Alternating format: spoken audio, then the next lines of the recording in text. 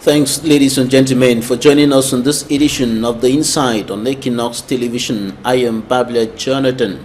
The United States Undersecretary for African Affairs, Tibor Nagy, speaking on Radio France International, urged the Cameroon government to be more serious in handling the Anglophone crisis. He also called for the release of Professor Maurice Kamto and other leaders of the CRM political party. And later, the United States of America released its State of Human Rights report on the Cameroon. Its report on the state of human rights in Cameroon for 2018, and that report pointed accusing fingers on the military and of course the pro-independence fighters for the atrocities committed in the two Anglophone regions of the country, the burning down of houses and entire villages, killing of persons, and of course destruction of properties going on in those two regions, the northwest and the southwest regions of the country. And earlier, Tibor Nagy indicated that the measures taken so far by the Cameroon government are insufficient to solve the deepening crisis. And this after the United States released its 2018 report on the state of human rights in Cameroon, Tibor Nagy meets with the President of the Republic, Paul Biya, and after the audience at the Unity Palace, he praises the wisdom and knowledge of President Paul Biya and says practically nothing on his previous statements. And of course, the report released by the United States of America, and of course the European Union has also been reacting to the deepening Anglophone crisis with the last statement of the representative of the EU, Federica Mogherini, who qualified the situation on the ground, notably referring to the number of casualties as unacceptable. In this edition of the program, we're going to be examining the stance of the United States of America, the European Union, and of course other international non-governmental organizations with regards to the Anglophone crisis and the reaction of government, of course, the situation on the ground, and the way out of the crisis that has been deepening for close to 3 years today. Meet our guest in some few seconds.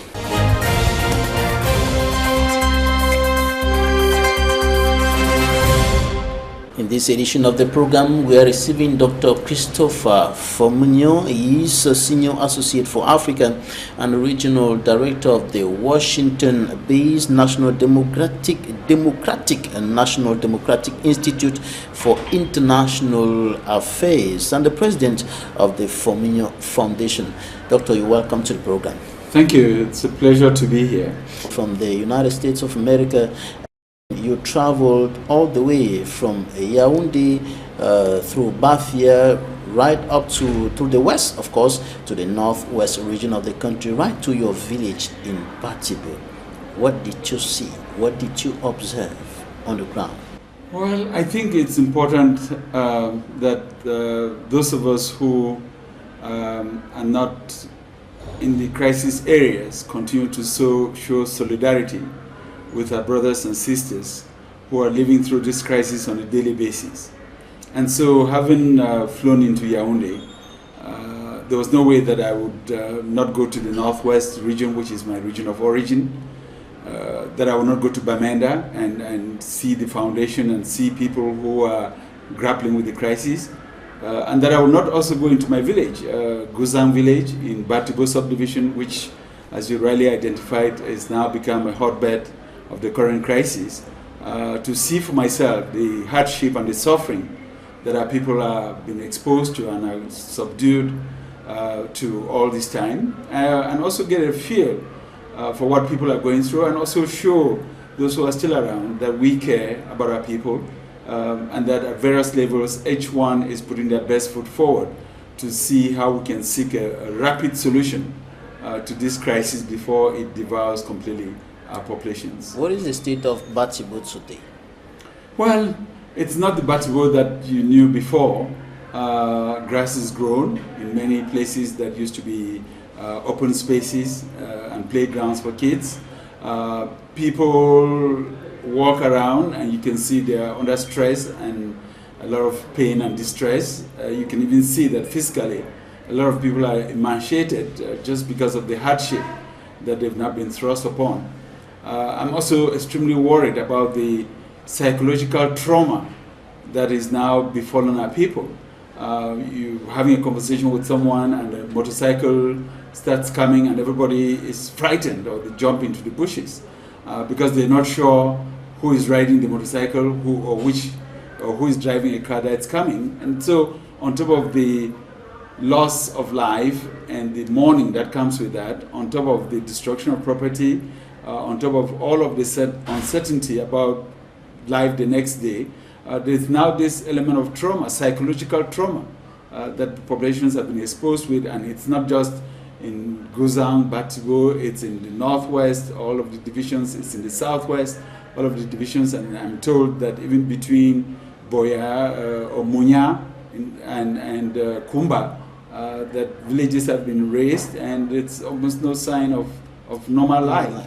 What is the situation of children in particular who are in those areas, who are hearing gunshots every day, who are seeing people fighting, seeing corpses littered on the streets, houses burnt down, some of them kicked out of their houses and the houses set ablaze and so on? Yeah, I cannot even begin to speak about what this whole crisis means for children, the negative psychological consequences of the crisis, because these are children who, some of them have lived through very difficult moments, moments that will stick in their memories for the rest of their lives. These are children who, because they can no longer go to school, have no other way of spending their day except to discuss the crisis and the consequences and what this means. And so even if the crisis were to stop today, we're already 10, 15 years behind. It's going to take us 10, 15 years to rebuild the mind, the morale, the psychology of this younger generation, and to find opportunities that can make them believe that the future is going to be better than what they've gone through in the past 3 years. And the impact could be far-reaching and could extend beyond decades. Of course. I listened to a little kid in Yaoundé, one of the IDPs, and she said to me, they were shooting. They burned my father's car, they burned the house. When you listen to these kind of stories, what do you think about the future of these children who are into this, caught in this crossfire?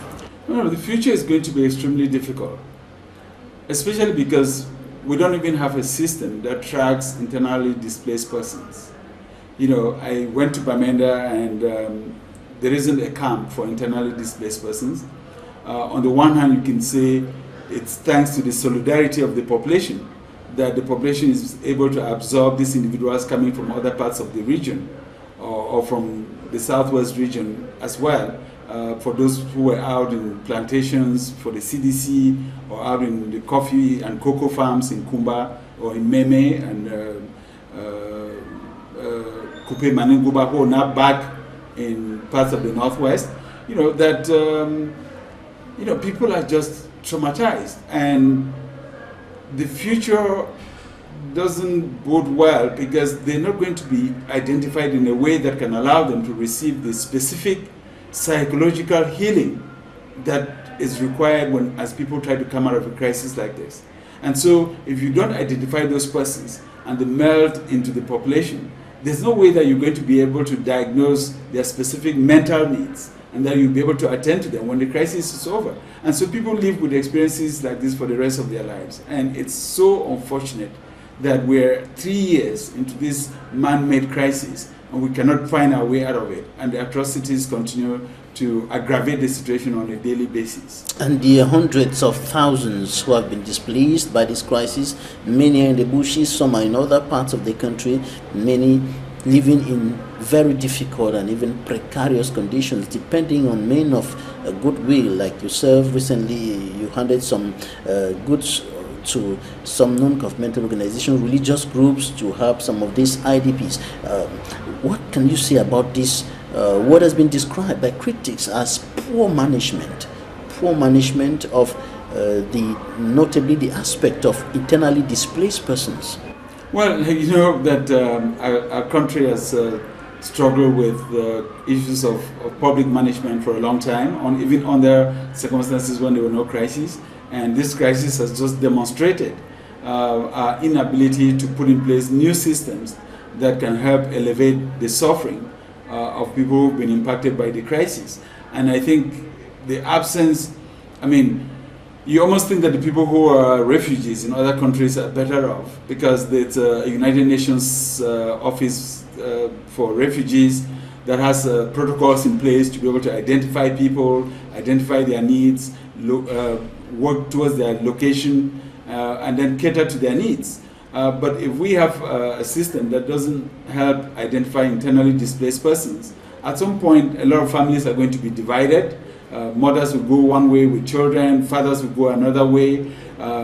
It's a burden, a social burden on the families that are receiving them. Sometimes they may not be able to receive all the members of one family, and people have to kind of, have some members stay with in one household, other members go to another household.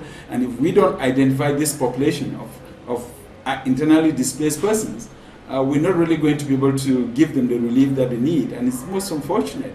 This will require creating new entities to just look out for those people, identify them, respond to their needs, and try to make sure that on top of the suffering that they're already going through because of the displacement, they don't become an additional burden to the populations that are humane and hospitable enough to receive them.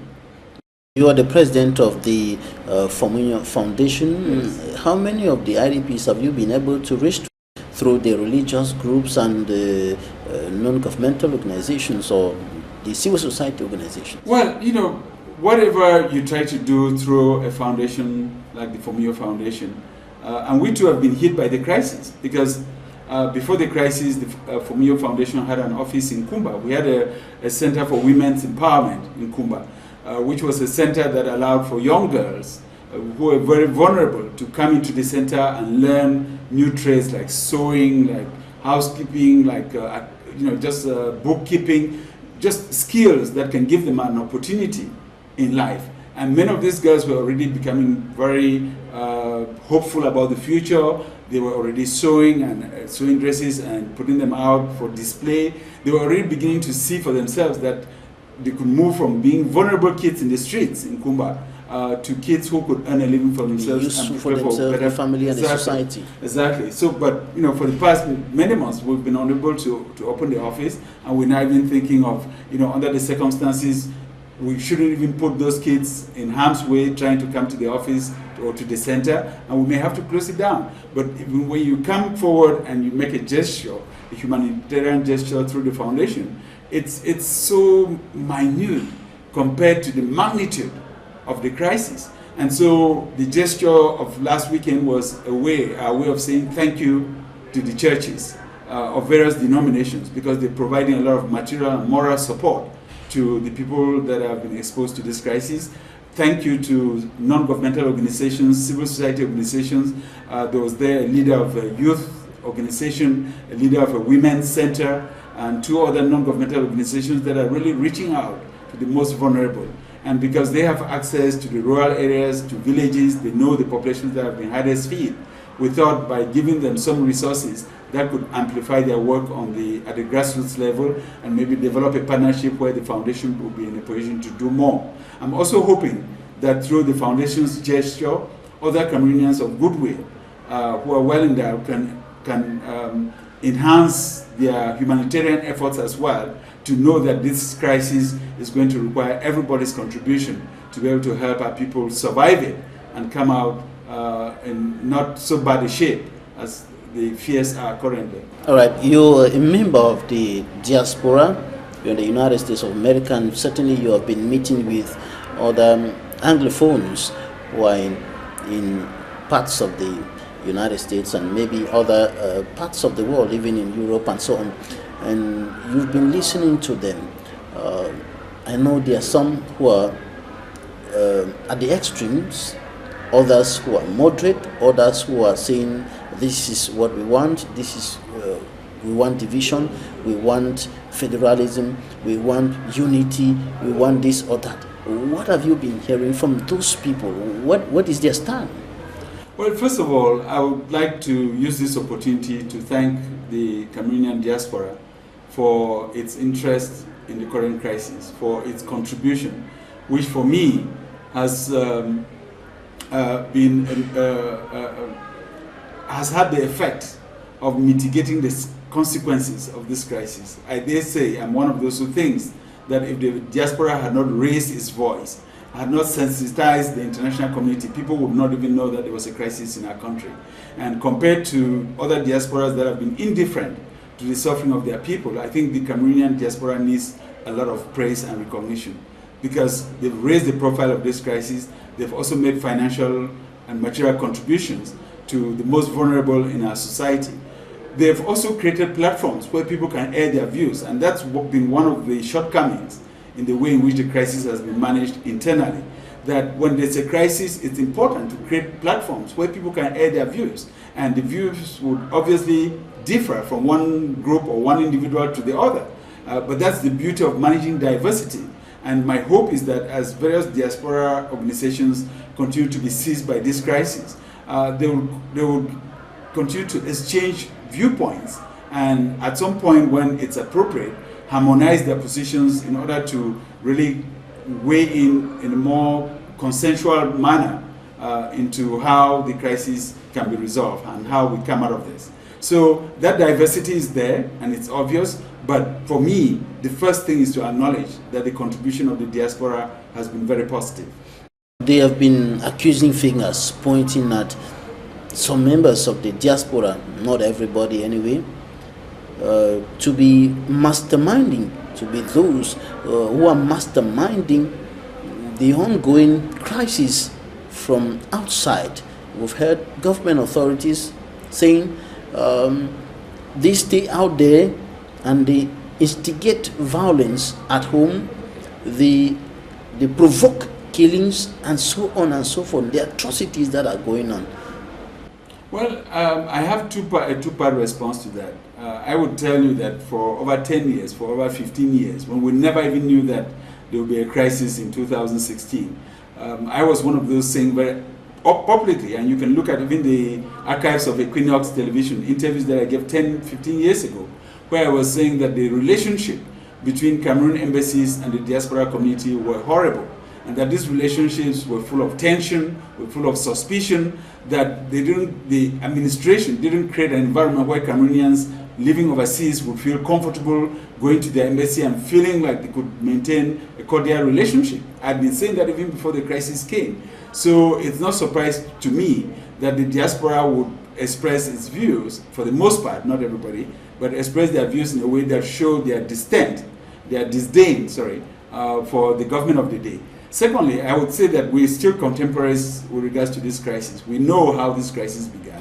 We know that this crisis didn't begin with people shooting at each other. The crisis began through honest civil petitions and protests about grievances that Anglophones were feeling.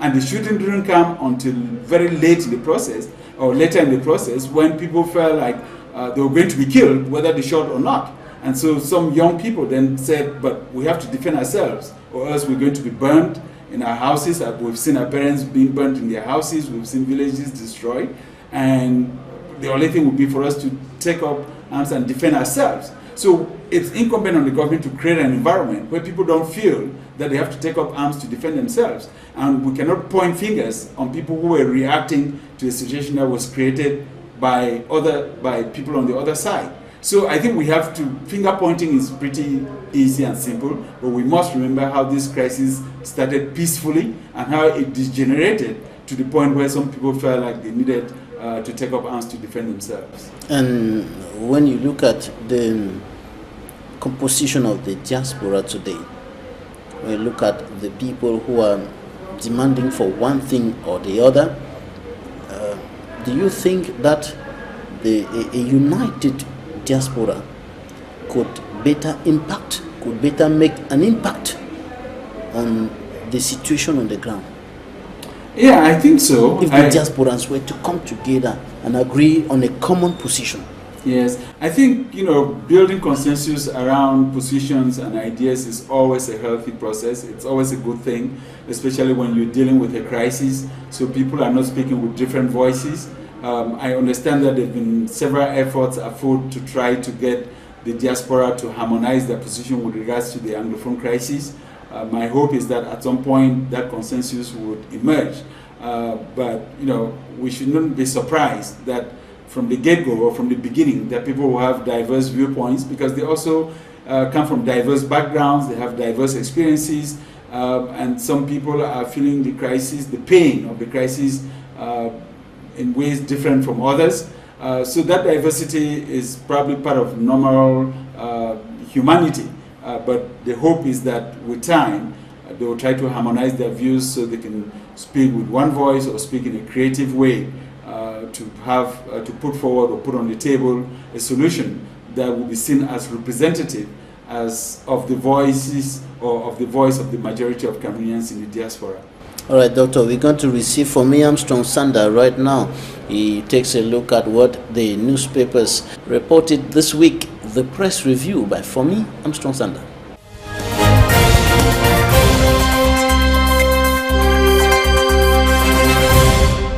The Post newspaper of March 18, Anglophone crisis, high expectations as senior U.S. government official visits Cameroon. In another article, the paper said Anglophone lawyers fire another letter to Paul Biya. The Sun, common law lawyers kick again. The Garden Post, Anglophone lawyers reject government's attempt to further destroy common law system. The Median, Camto lawyer sends grim message to Paul Biya. Eden, human rights violations in Cameroon, U.S. issues scathing report. The Voice, Thibault Nage, government's dreaded visitor in town. The paper went further to say 3 weeks after public execution, more shocking army killings in Womb. The Horizon, killing in northwest southwest. Bamenda Archbishop urged army and Amber Boys to halt. The Garden Post, economic ties dominate Trump envoy's audience with Paul Biya. Panic as cholera detected in Yaoundé hospital. The Rambler, Paul Biya, Buhari's talk with Abuja court order. The Post Weekender comes back to say ex-Secretary of State, 17 University of Boya footballers taken hostage.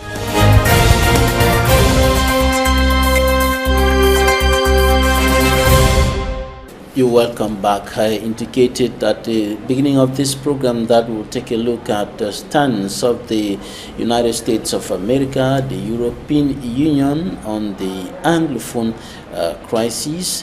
And Doctor, you have been listening to the United States Undersecretary for African Affairs, Thibault Nage. He made some statements on Radio France International that were considered as hard and not welcoming for the Yaoundé administration. The Minister of Communication and Government spokesperson René Emmanuel Sade reacted later, and recently the same Thibault Nage came to Cameroon after the U.S. released its 2018 report on the state of human rights in Cameroon, pointing accusing figures on the pro-independence fighters and the military for the atrocities caused in the northwest and the southwest, and of course condemning the ongoing situation on the ground. But the same Thibault Nage comes and meets President Paul Biya, and he comes out of the Unity Palace and begins to praise the wisdom and the knowledge of the head of state, despite the fact that he had earlier indicated that the measures taken by government are insufficient to solve the crisis and that the government should be more serious. What can we read within the lines in these different reactions from the U.S.? Well, first of all, I should say the Assistant Secretary for African Affairs is Thibault Nage, not Nagi. Okay. I've heard a lot of Cameroonian journalists call Nagi. He's Thibault Nage. Thibault Nage. Thibault Nage. His parents, he's of Hungarian descent, and it's pronounced as in Hungary, Nage. All right. Thibault Nage is an experienced diplomat, and of course, I can't comment on his thoughts and his declarations. But the public declarations that he made, I thought, were a reflection of the concerns that many friends of Cameroon have that countries that care about this country and care about the population and that have known this country at a time when it was peaceful cannot bring themselves to understand why Cameroonians are killing each other. This is what many of us have said in the past 3 years, that violence isn't going to lead anywhere, that this crisis can only be resolved through dialogue and genuine and open dialogue and consultations. And so to hear that come from Friends of Cameroon ought not to be a surprise. For me, my surprise was that the reaction seemed to have been over the top. It seemed to be an overreaction to a normal observation of facts that have been documented. You cannot stand out today and say villages have not been burned down in Cameroon. About 176 villages have been burned down. You cannot stand up today and say civilians have not been killed.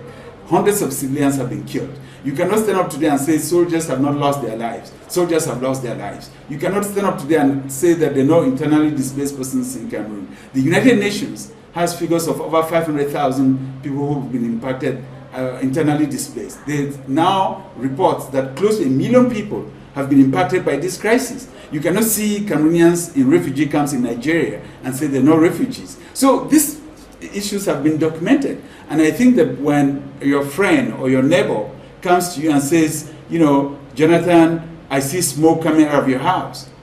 I see smoke coming out of your kitchen. And you're not serious about it? You ought to be serious about it. You ought to go into the house, try to figure out where the smoke is coming from and see what fire extinguisher you can get to put out the fire, rather than turn around and curse the neighbor or the friend for drawing your attention to the fact that Cameroon is now on a slippery slope. We are. And some of us have been saying this for years. Some of us have been saying this since the crisis began. And with every passing day, we see the crisis being aggravated. And I'm delighted, I'm heartened, not delighted, I'm heartened that now the world is beginning to pay attention to the fact that it's a genuine crisis, because an overwhelming majority of Anglophone Cameroonians believe, rightly or wrongly, believe that there's a plan afoot to completely eradicate them from the face of the globe.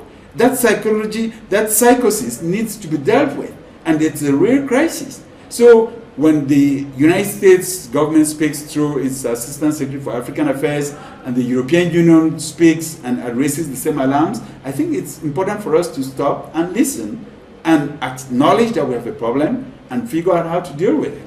But the question that is disturbing some persons, some observers, is that there seems to be something that is not very clear in the stance of the U.S. Earlier statements were kind of reflecting the reality on the ground, speaking the reality on the ground. But when he comes and meets President Paul Biya, Thibault Nash seems to be not. He didn't say any statement. He didn't make any word on the previous statements and even the report of the U.S. Yeah. He just kept all those things aside. I would say, you know, one of the things that was of interest to me as I traveled to Bamenda and to the village during the weekend was that people are very aware, very sensitive to every word that is said with regards to the Anglophone crisis. That for me was very impressive. But I personally, I can't speak for Ambassador Thibault Nash, but personally, I have sat in meetings in which I have communicated certain concerns on behalf of my organization, the National Democratic Institute. But then when you come out before the cameras as a matter of politesse and diplomates, you want to acknowledge the hospitality of who your host was. And if his first message was understood, he probably didn't find the need to reiterate a message that was already clearly understood by everybody. I think that if, from my observation of how the U.S. government operates and how international relations are managed, if a message had already been communicated clearly as the position of the United States, my sense is that that position remains the position of the United States, irrespective of a few words of courtesy that may have been issued to the press or, in response to a specific question from a journalist. And earlier he also indicated that, or he highlighted the possibility of an international conference on the Anglophone crisis if things were to remain the same? Yeah, people are clamoring for it. People are asking for it. People are saying something needs to be done to stop the killings. Something needs to be done to stop the atrocities. In fact, before I left Washington about 3 weeks ago, there was a big conference in Washington by a group which is associated with the Stimson Center. That's the group against atrocities worldwide, to discuss Cameroon. And this was the first time that Cameroon was being discussed in that kind of setting. Because people are beginning to see that these are atrocities that could ultimately lead to the massive elimination of human life. And so if internally we cannot open up a platform and bring ourselves to sit around the table and come up with a comprehensive solution to this crisis, obviously people who care about humanity are not going to be indifferent to what people are going through. And so I see that as a logical reasoning of somebody who cares about human life and who cares about Cameroon. Similar reactions had also came from the European Union through Federica Mogherini, who is the EU representative. It was another hard pill, too difficult to swallow for the Yaoundé administration, which responded in rejecting some of those. Yeah, but you know, we cannot play the politics of the ostrich.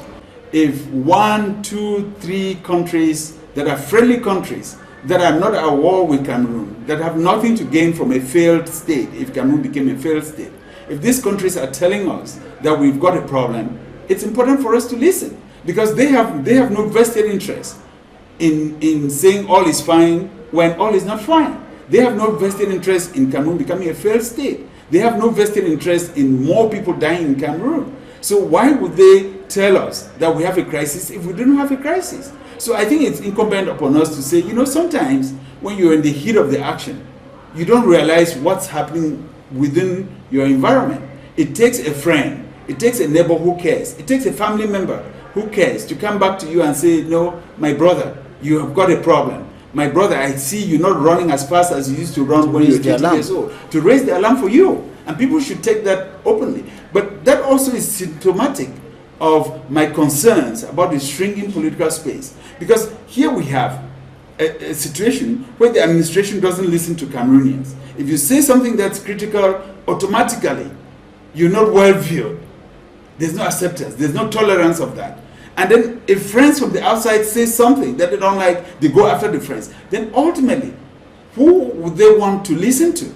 To listen to themselves? If they were all themselves right all the time, then we would not even have had the crisis in which we find ourselves today.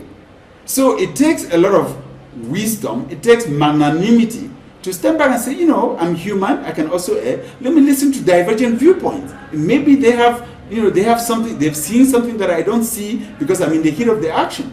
But if we continue to be in a state of denial to our own fellow citizens because we reject everything that doesn't align with what we think, to partners and friends, then ultimately someday, by the time we realize, it's going to be too late and the consequences will be unacceptable for the entire country.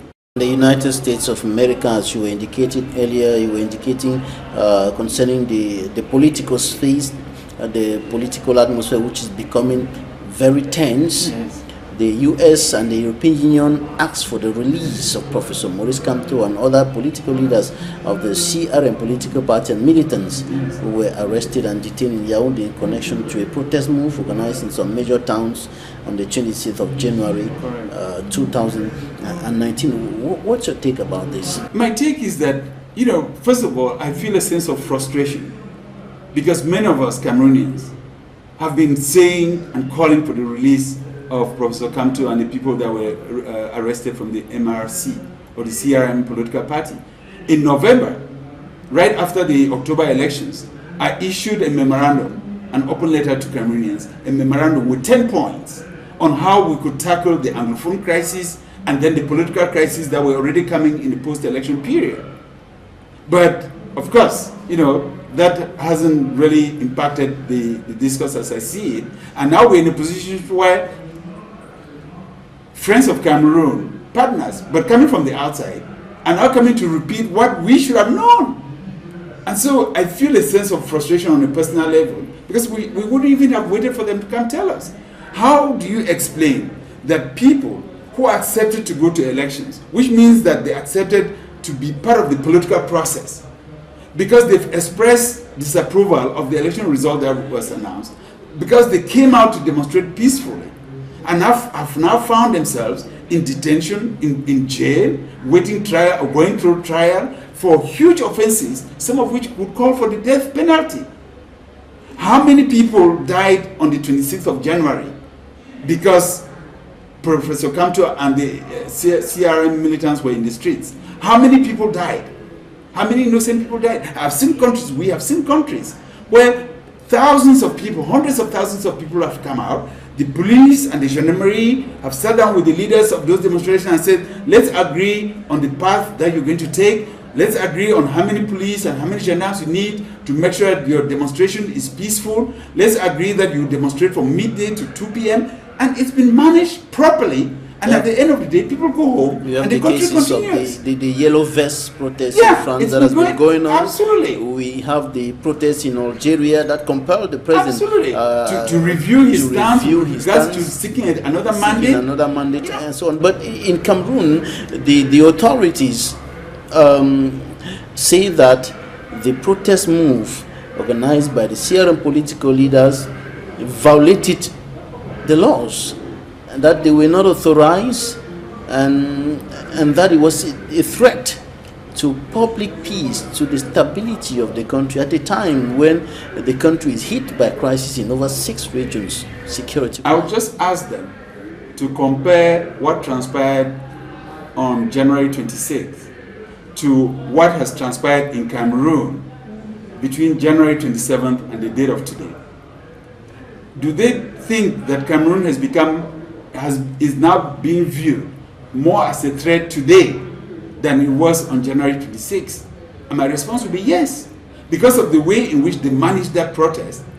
The image of Cameroon, seen internationally, has taken a beating, because now the Maurice Kamto arrestation and detention has become part of an international crisis. Newspapers talk about it. So an investor who is in New York and reads New York Times reads about one of the main leaders of the opposition who ran for president, now in detention with his supporters. So you have to realize that the law, the symbol of justice, is not just the sword. It's the sword, but it's also the shield.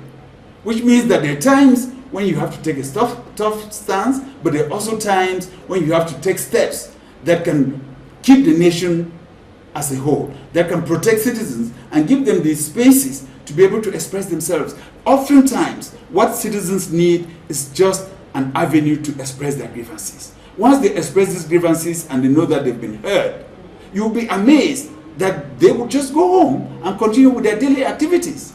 And then you may draw 1 or 2 lessons from there about reforms that need to be undertaken to bring into the fold those people who may have had grievances with the process in the past.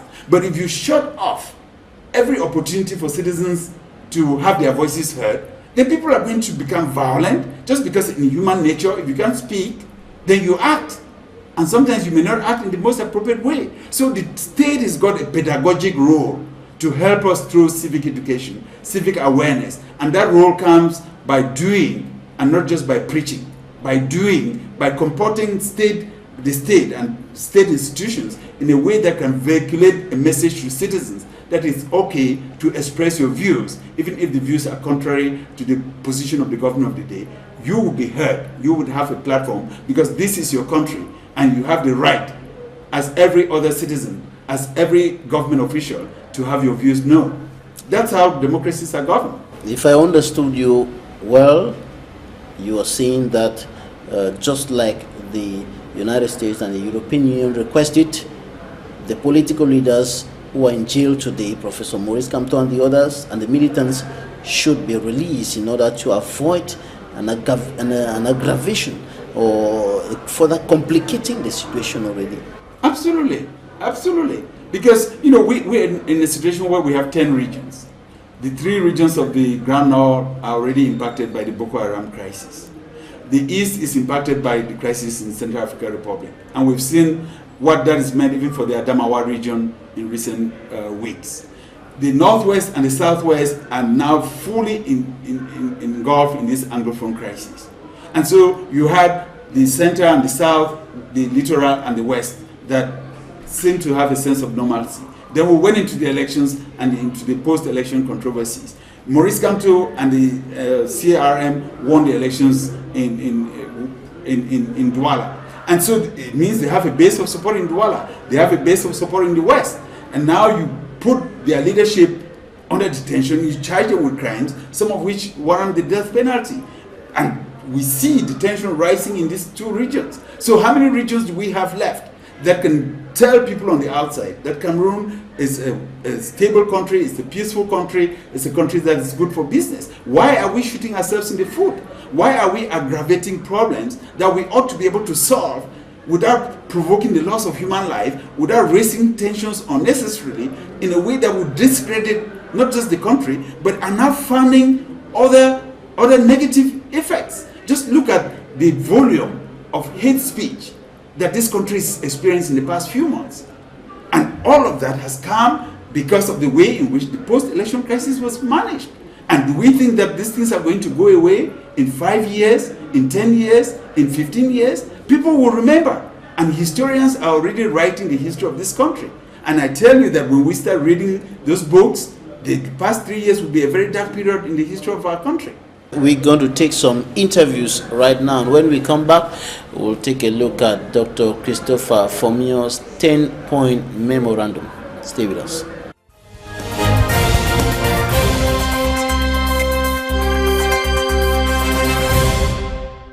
Virtually throughout the greater majority of this 10 years period, have to deal with Boko Haram insurgency. We have to deal with insurgencies on the eastern border and of present.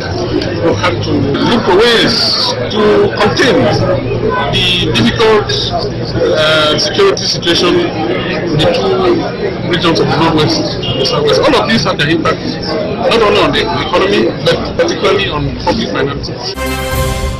There's no doubt that, the business climate is not a really favorable one. You've seen our regression 3 points or something on the doing business. So it's unfortunate that in spite of all the work that government is putting in, they don't seem to be bearing results. The Cameroon Business Forum has been for 10 years and very little is to be shown today about what it has done or the reforms that it has carried out, although much has been done. The Prime Minister Leon Gote has come in with his own idea, with his own vision. First of all, you've seen a total reform of how the CBF used to be. We now have thematic sessions in which the government and private sector will discuss before these resolutions are taken. It is no longer the interaction or one public plenary which we used to have in the past 10 years where the Prime Minister will interact with the private sector. Now, government and private sector interact within 3 different thematic sessions, and these thematic sessions lead to discussions, real one-on-one discussions and ideas which we think, are going to be more beneficial towards getting government to take decisions that can impact the economy. But over and above all, as I will tell you, Mr. Journalist, we need a paradigm shift.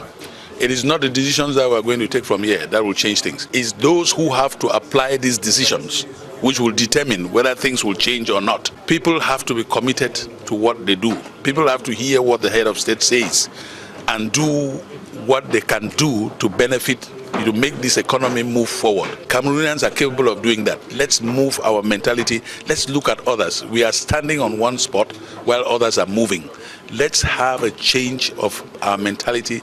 Let our tax, our customs, our institutions that are in charge of investments come together and trace a platform on which they can work collectively to help the investors realize their dreams as investments and help the head of state realize his vision for 2035.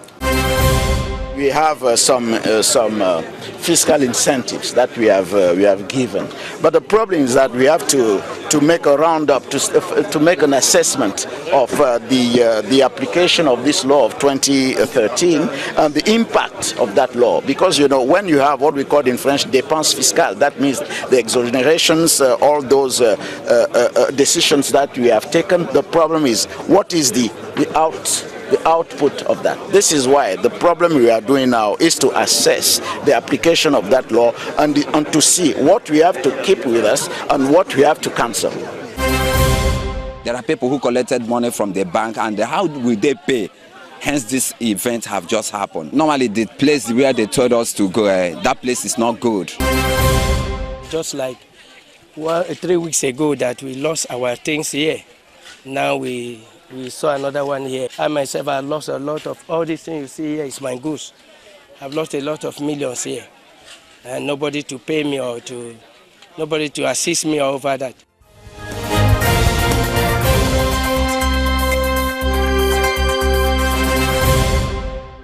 Thanks, ladies and gentlemen. We are still with our guest, Dr. Christopher FOMUNYOH, Senior Associate for Africa and Regional Director of the Washington-based National Democratic Institute for International Affairs and President of the FOMUNYOH Foundation.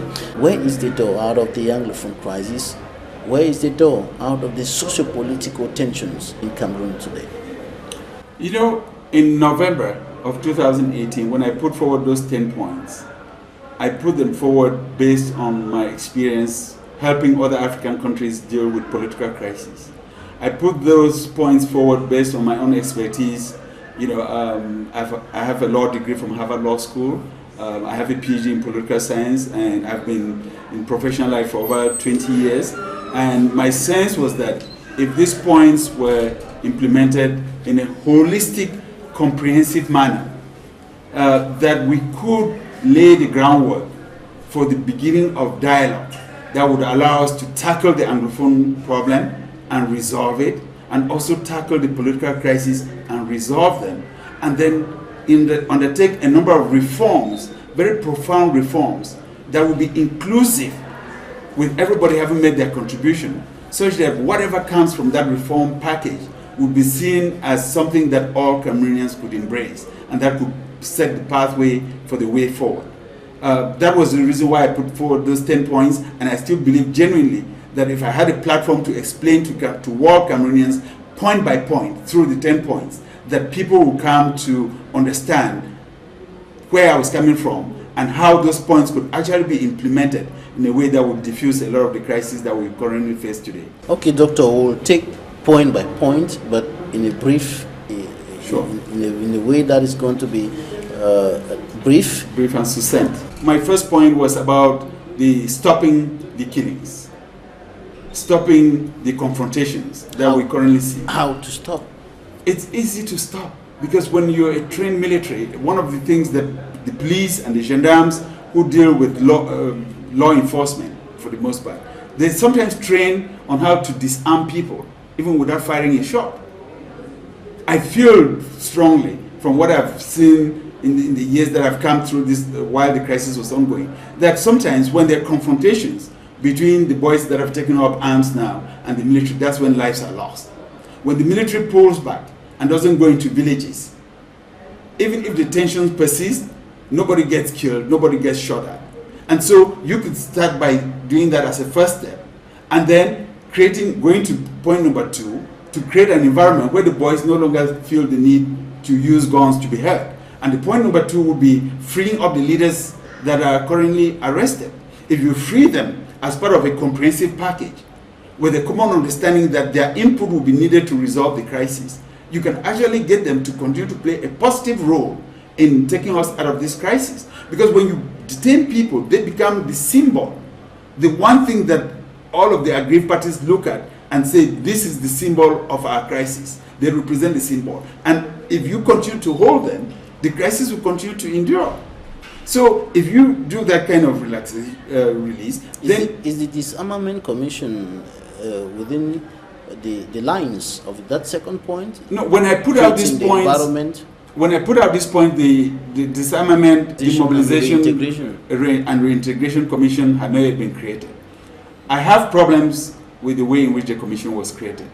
I think it's very legitimate to create a DDR commission to deal with the former Boko Haram fighters, because they were arrested, they have been detained for a number of months, a number of them have begun to go through the process of reconverting themselves to a state of normalcy. It was appropriate for the government to create a DDR to deal with the Boko Haram crisis.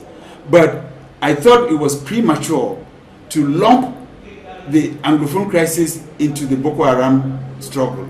Because first of all, that is a complete disservice, if not an insult, to the Anglophone community at large. But secondly, because that crisis is still ongoing. And you will bear with me that since the creation of the DDR Commission, skirmishes have continued to occur, atrocities have still been committed, people are still being shot at, including members of the security services. So the crisis, it was premature to create a DDR for the Anglophone crisis. So if they had created it solely for Boko Haram, 6 months, 9 months down the road, if they engage in dialogue and resolve the Anglophone crisis, they can go back to the text, amend the text, and say this commission now also has jurisdiction to deal with the returnees from the Anglophone crisis, which has now been resolved. And that's how you put in place a commission. But to do it prematurely and lump everything together, I think just gives an assignment to that commission which they may not be able to fulfill. All right. After liberating all those who have been detained in connection to the Anglophone crisis and creating an enabling environment for dialogue, yes, what next? I proposed in those 10 points the need for a reform committee to set up a high-powered working group, of Cameroonian experts to look at our constitution, to look at our laws, including the electoral law, and to come up with concrete recommendations on how our constitution could be improved upon, how the legal framework for political participation and elections could be improved upon, so that those new amendments are enacted before the next elections.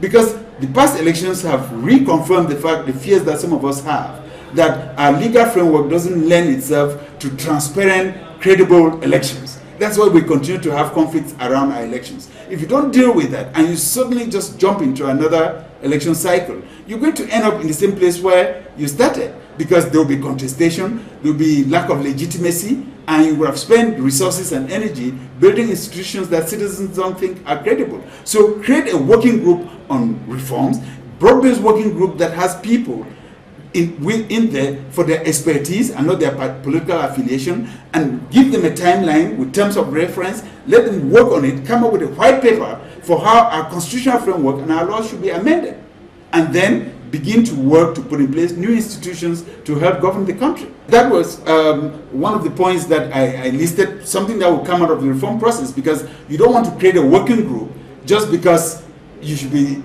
check a box and say you've created a working group. You create a working group that should come up with a white paper which will be adopted and then implemented. And in fact, when I heard about the Algerian president, Bouteflika, Abdulaziz Bouteflika, coming up saying he's going to set up a committee to undertake reforms and implement and then have elections, I said, but this man may have listened to the interview that I gave you and some of your colleagues last year, when I said you have to go through this kind of process so you get buy-in from the citizens, and then you put in place new institutions that are seen as credible and unbiased to be able to run competitive elections. Maybe in summary, the other points, there were 10 points. I also talked about issues pertaining to youth and women. I talked about civil-military relations, because we have to undertake security sector reform at some point. The trust between citizens and the security services has been broken in the northwest and southwest regions of the country. You cannot deny that. And I said that in November.